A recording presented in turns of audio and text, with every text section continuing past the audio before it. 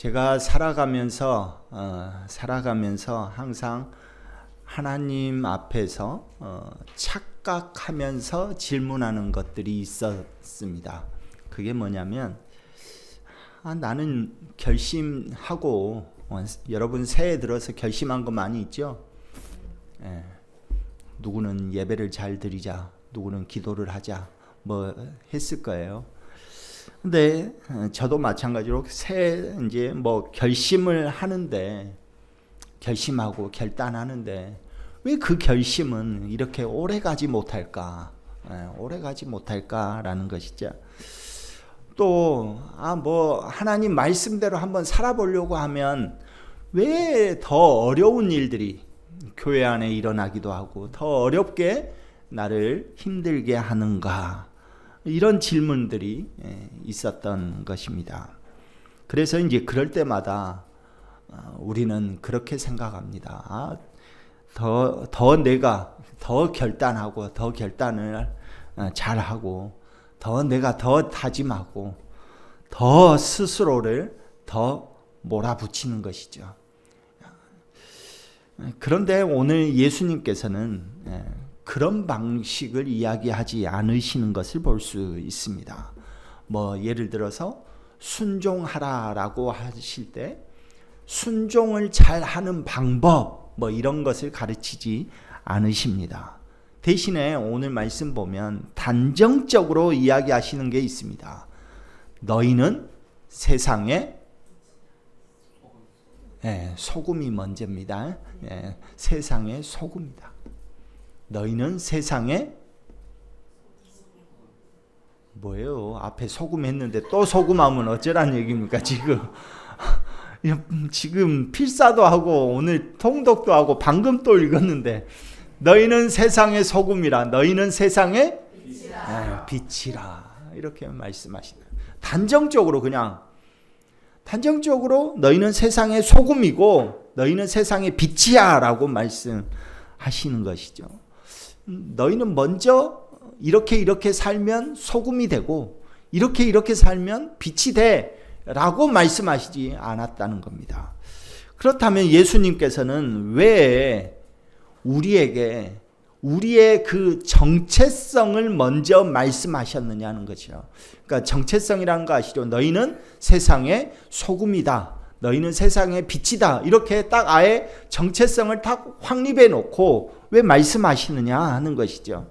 이 말씀을 들은 사람들, 특별히 가까이 있는 제자들, 하나님께 예수님과 늘 같이 살면서 말씀을 들었으니까 제대로 훈련을 받은 사람들, 그런 사람들에게 하신 말씀이 아니다는 거예요.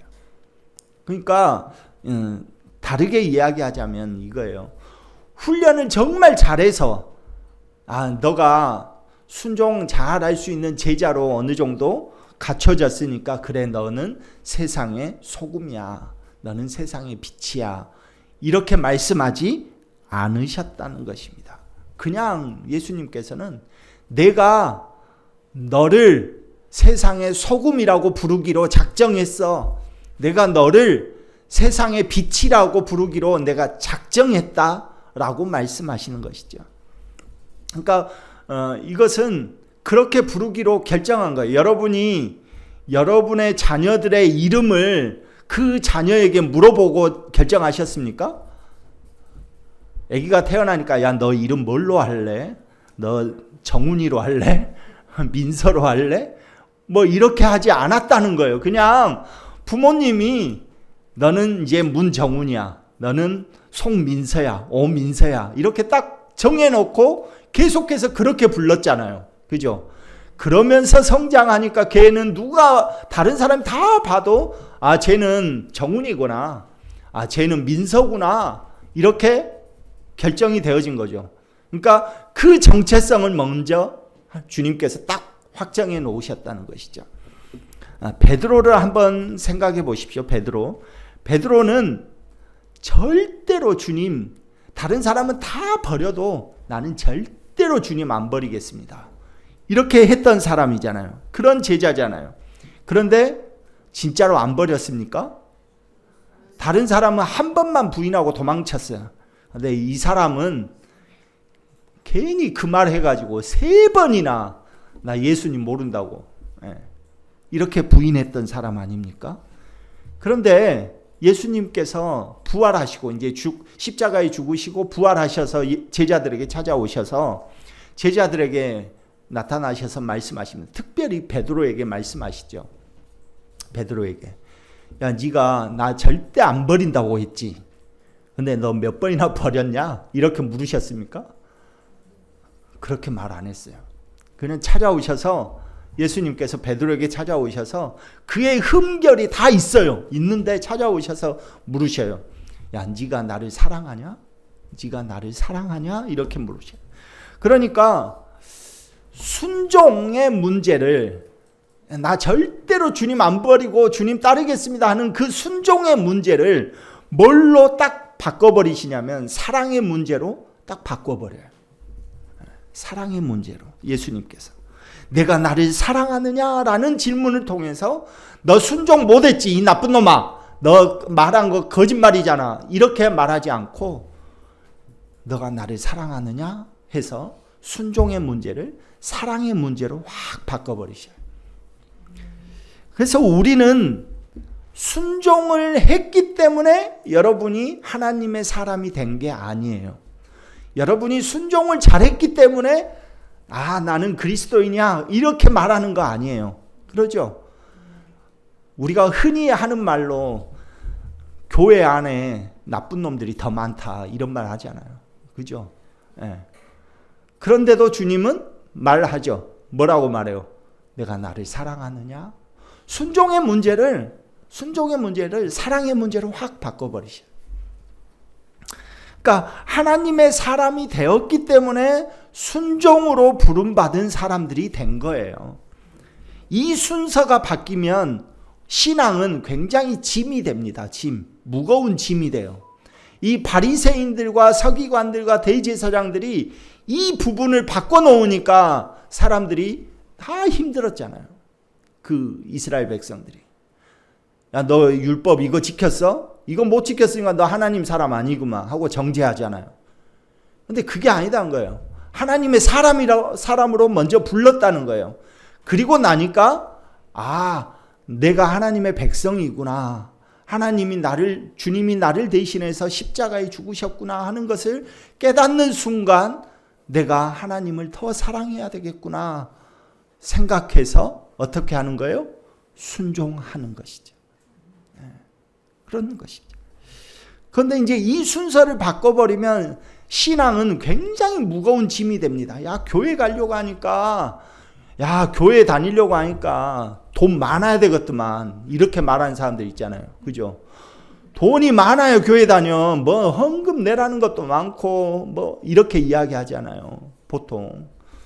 그런데 그게 아니다. 그렇게 순서가 바뀌니까 짐이 되는 거예요. 무거운 거예요. 그게. 그런데 이 순서를 바르게 세워놓으면 하나님이 그냥 내가 능력이 없고 나는 죄인이고 그런데도 불구하고 야, 너는 세상의 소금이야. 너는 세상의 빛이야. 라고 딱 정해놓고 하니까 나를 이런 죄인인데도 불구하고 나를 그렇게 여겨주셨구나 생각하고 사랑하니까 순종하는 거예요. 여러분이 자녀가 뭘 요구할 때 여러분이 그 자녀를 사랑하니까 어떻게 하는 거예요?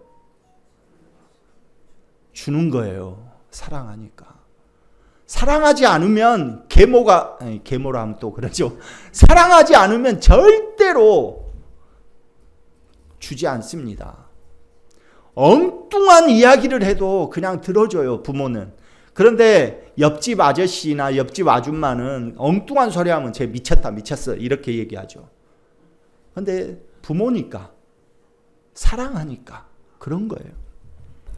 그러니까 오늘 본문에 나오는 이 소금과 빛은 사랑을 담고 있는 겁니다. 사랑의 성품을 의미하는 거예요.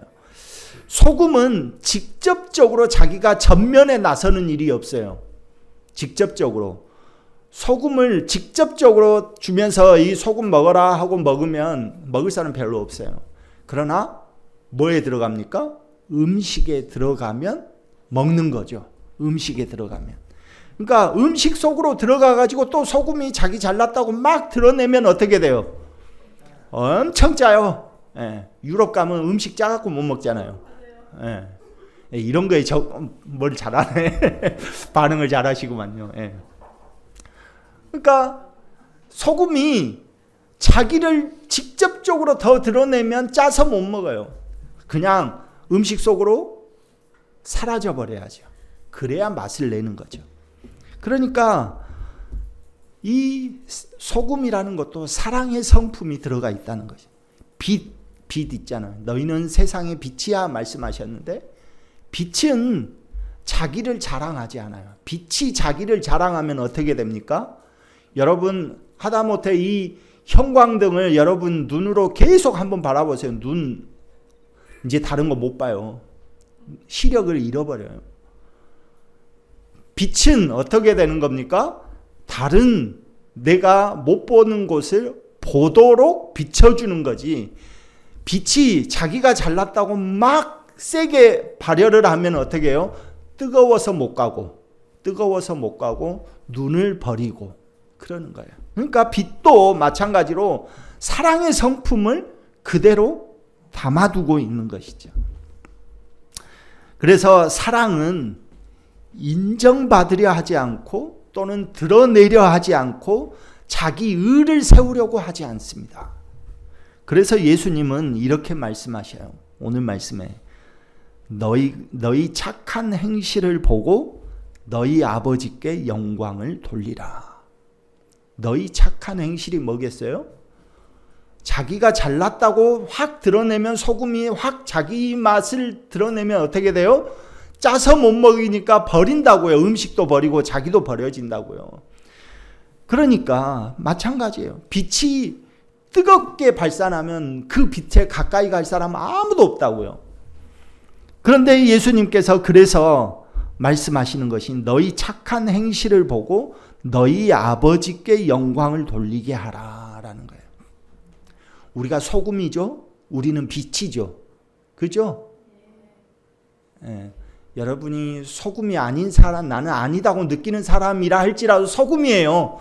자신 있게 대답을 하십시오. 예, 여러분 소금이고 여러분은 빛입니다. 주님께서 그렇게 이미 정체성을, 이름을 딱 그렇게 박아 놓으셨어요.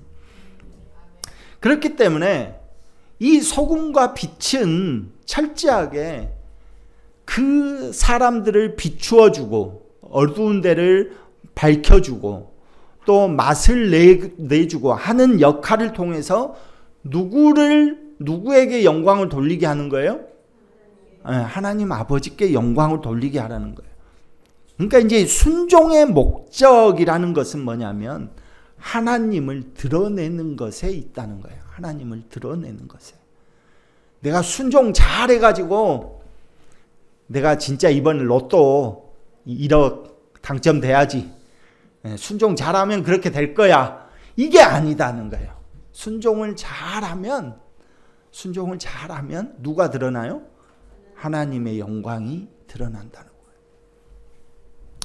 그래서 사랑이 있으면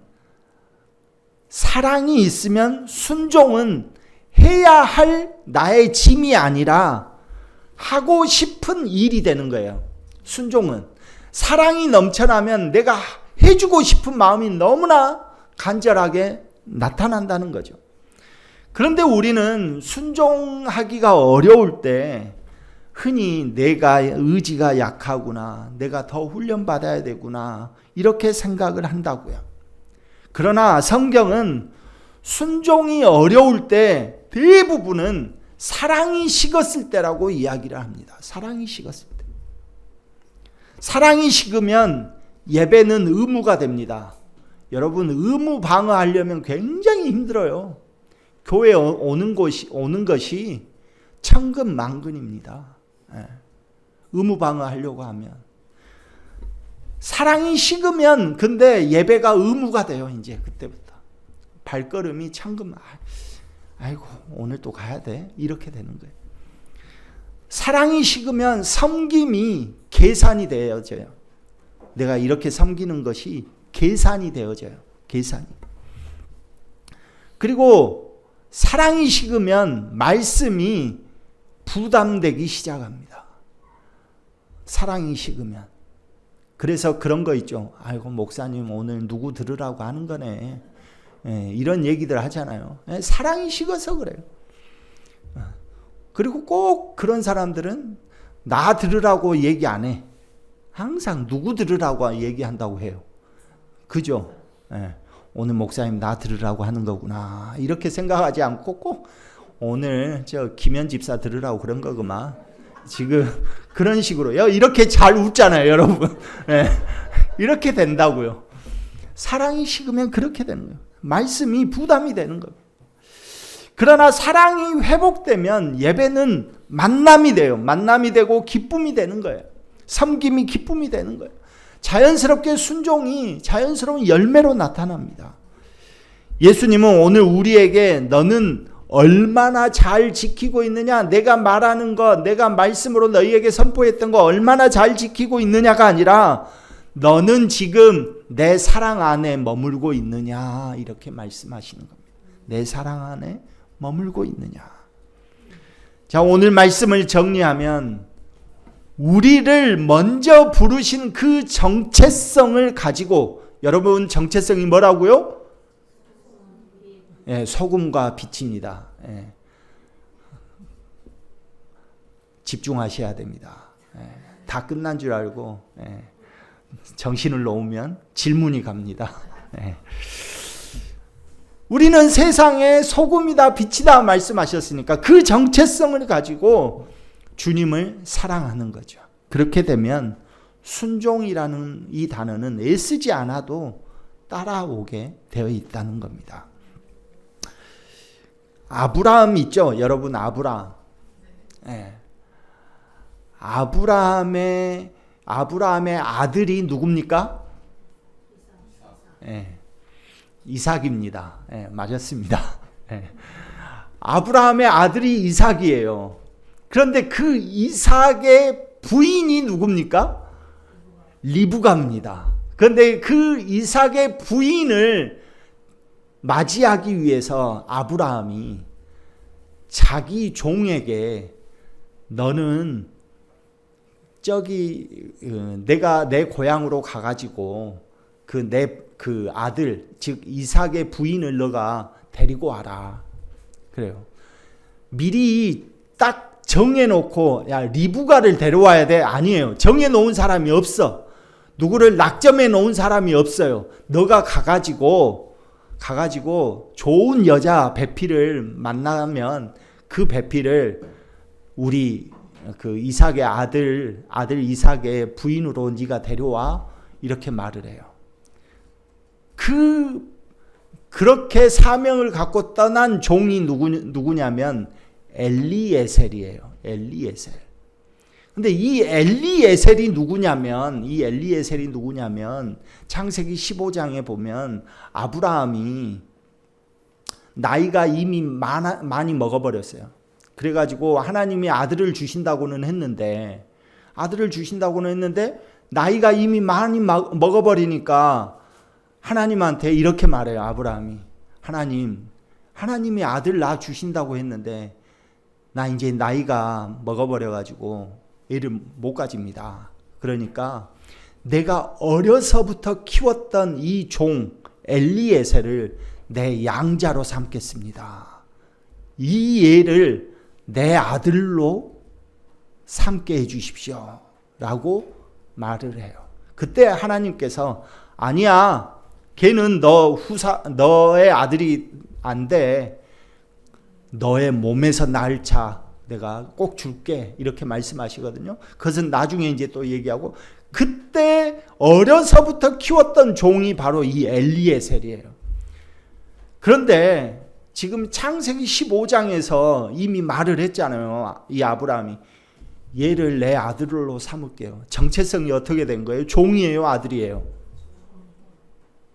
아니, 이 말 한 다음에는 원래는 종이었죠. 그런데 이 아브라함이 어려서부터 키운 이 종을 내가 아들로 삼을게요 라고 말을 하는 순간 이 종은 아들이 된 거예요? 종이 된 거예요? 아들이 된 거예요. 오늘 우리도 예수님께서 우리를 구원하시기 전에는 우리는 종이에요? 아들, 딸이에요? 종이잖아요. 그런데 주님께서 우리를 자녀 삼아 주신 거잖아요. 아들이잖아요. 아들이 된 거잖아요. 마찬가지로 이 엘리에셀이 정체성을 아들과 같은 정체성을 가지고 자랐을 거다 이 말이에요. 여기서부터는 제 생각입니다. 여기서부터는 어려서부터 아버지라고 느끼면서 컸을 거단 말이죠. 이 엘리에셀이. 그러니까 아버지가 이제 주인이지만 아버지가 나이가 많이 들어가지고 그 아들 이삭의 부인을 네가 간택해서 데려와라 라고 했을 때 이 엘리에셀은 어떤 마음으로 그걸 순종했을까요? 그렇죠. 사랑의 마음. 제대로 듣는 사람 저 한 분입니까? 아버지를 사랑했기 때문에. 아브라함, 자기는 미천한 종인데 이 아브라함이 자기를 아들로 삼겠다고 할 정도로 사랑해 준 거잖아요. 그 사랑으로 컸잖아요. 그러니까 그렇게 아브라함이 부탁을 하니까 그 부탁의 말을 듣고 이 엘리에셀은 아버지를 사랑한 거예요. 우리도 마찬가지죠. 우리도 종이잖아요. 우리는 종이었어요. 종의 마귀의 종노릇 하던 종이었어요. 그런데 주님께서 우리를 하나님, 내가 대신 죽어서 이 자녀를 내가 내 아들, 내 자녀로 삼을게요. 하나님의 자녀로 삼을게요 해서 우리가 하나님의 자녀가 된 거잖아요. 그 사랑을 우리는 받았다고요. 그 사랑을. 그죠?